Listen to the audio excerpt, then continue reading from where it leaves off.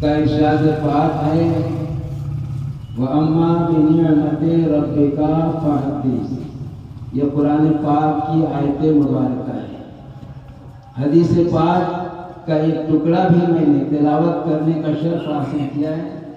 پیارے آقا صلی اللہ تعالیٰ علیہ وسلم کی پیاری حدیث ہے۔ آپ ارشاد فرماتے ہیں کہ ہر پیدا ہونے والا بچہ، غور کیجئے گا جملے پر، کہ ہر پیدا ہونے والا بچہ مذہب اسلام پر پیدا ہوتا ہے۔ کہیے سبحان اللہ، کتنا بلند مذہب ہے اسلام۔ اسلام تیری مثال نہیں، اسلام تیرا جواب نہیں، اسلام تیرا کوئی مقام کو نہیں پا سکتا ہے، اس لیے کہ میرے آقا صلی اللہ علیہ وسلم کا یہ فرمان ہے قول محمد قول خدا، فرمان نہ بدلا جائے گا، بدلے گا زمانہ لاکھ مگر قرآن نہ بدلا جائے گا۔ میرے آقا صلی اللہ تعالی علیہ وسلم ارشاد فرماتے ہیں کہ جس گھر میں، چاہے مسلمان کے گھر میں ہو، چاہے یہودی کے گھر میں ہو، چاہے عیسائی کے گھر میں ہو، چاہے مجوسی کے گھر میں بچہ پیدا ہو رہا ہے، بچہ تو اس کے گھر میں پیدا ہو رہا ہے، میرے آقا صلی اللہ علیہ وسلم فرما رہے ہیں وہ مسلمان ہو کر کے پیدا ہو رہا ہے، وہ مذہب اسلام پر پیدا ہو رہا ہے۔ اب اس کے ماں باپ چاہے اس کو جس شکل میں ڈھال دے، چاہے یہودی بنا دے، چاہے نصرانی بنا دے، چاہے مجوسی بنا دے، اگر مسلمان کے گھر میں پیدا ہو تو مسلمان ہی بنے۔ اور قرآن پاک میں بھی ارشاد فرمایا وَأَمَّا بِنِعْمَتِ رَبِّكَ فَحَدِّثْ، اے میرے محبوب، اے لوگوں، نبی کے توسل سے اے لوگوں اپنے رب کی نعمتوں کا خوب چرچا کرو۔ تو دیکھیے پروردگار عالم اپنے بندوں کو بے شمار نعمتوں سے نوازا ہے، انہیں نعمتوں میں ایک اولاد بھی ہے۔ کیوں؟ اس لیے کہ ماں باپ کی حسرتیں ہوتی ہیں، دادا دادی کی تمنا ہوتی ہے، نانا نانی کی خوشی گویا کہ مرادیں ہوتی ہیں کہ پروردگار عالم تو ہمارے گھر کوئی لال عطا فرما دے۔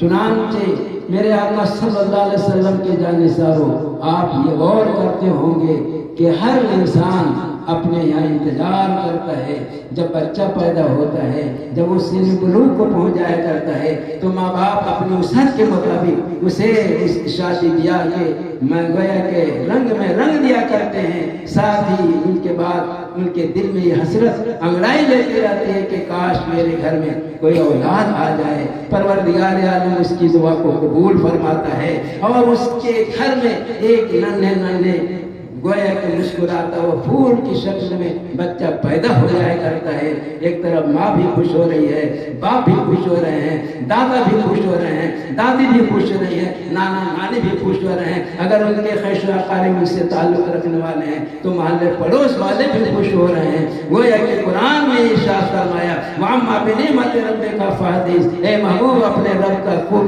نعمتوں کا خوب چرچا کرو۔ لہذا یہ چرچا ہی ہے، اللہ نے اس گھر میں ایک نعمت عطا فرمایا ہے، اولاد کی شکل میں نعمت عطا فرمایا ہے، تو گھر والا گویا کہ خوشیاں منا رہا ہے، دادی بھی خوشی منا رہی ہے، ماں بھی خوشی منا رہی ہے، بھائی بہن بھی خوشی منا رہے ہیں، نانا نانی بھی خوشی منا رہے ہیں۔ پروردگار عالم کے بندو، یہ راز کتنا بڑا راز ہے کہ پروردگار عالم اپنے نعمت دے رہا ہے لیکن ساتھ ہی ساتھ خوشیاں بھی عطا فرما رہا ہے۔ اللہم صلی اللہ سیدنا مولانا محمد وعلی الجود والکرم وآلہ وسلم صلاۃ وسلام علیک یا رسول اللہ۔ ساتھ ہی ایک بات اور غور کیجیے، غور کرنے کی بات ہے، جب بھی کسی کے گھر میں بچہ پیدا ہوتا ہے تو یقیناً یہ 100% صحیح بات ہے کہ وہ بچہ روتے ہوئے پیدا ہوتا ہے کہ نہیں؟ بچہ روتے ہوئے پیدا ہوتا ہے، اس میں کیا مصلحت ہے؟ سنیے، درود پاک پڑھ لیجیے، اللہم صلی اللہ سیدنا مولانا محمد وعلی الجود والکرم وآلہ وسلم صلاۃ وسلام علیک یا رسول اللہ۔ اس میں دو شکل، دو مقصد بتائے گئے۔ ایک تو مقصد ہے میرے آقا صلی اللہ علیہ وسلم کی فرمان کی روشنی میں، جب بچہ کسی کے یہاں پیدا ہوتا ہے تو شیطان لعین اسے پونچے مارتا ہے، اسے تکلیف پہنچاتا ہے، اس لیے کہ شیطان لعین یہ سمجھ رہا ہے یہ میرا دشمن آ گیا ہے، یہ میرے اوپر لاہور پڑھنے والا آ گیا ہے، تو اسے کوچے مارتا ہے۔ تو جس کو کوچے مارا جائے، جس کو کچھ تکلیف دیا جائے، اسے تکلیف پر ہنسنا نہیں آتا ہے بلکہ وہ روتا ہوا نظر آتا ہے۔ گویا کہ بچہ پیدا ہوا ہے، شیطان اسے کوچے مارتا ہوا نظر آتا ہے، اس تکلیف سے بچہ روتا ہوا نظر آتا ہے۔ دوسرا مقصد یہ ہے کہ پروردگار عالم کے جانشار سنو، بچہ روتا ہے تو اللہ نے اس میں مصلحت پیدا کر دیا ہے۔ اگر بچہ پیدا ہوتا ہے تو بچہ رو رہا ہے لیکن پورے گھر والے خوشیاں مناتے ہوئے نظر آتے ہیں، اور اگر بچہ روئے نہیں تو پیدا ہونے کے بعد تو بچہ نہیں رو رہا ہے، پورے گھر والے روتے ہوئے۔ گویا اس لیے کہ بچہ رو رہا ہے تو اپنی زندگی کا اعلان کر رہا ہے، اے میرے دادا میں زندہ پیدا ہو رہا ہوں، اے میری دادی میں زندہ پیدا ہو رہا ہوں، اے میری ماں میں زندہ پیدا ہو رہا ہوں، اے میرے باپ میں زندہ پیدا ہو رہا ہوں۔ گویا کہ اپنی زندگی کا اعلان کر کے یہ ثبوت دیتا ہے، میں رو رہا ہوں لیکن آپ لوگ خوشیاں منائیں، میں زندہ ہوں، میں زندہ ہوں، میں زندہ ہوں۔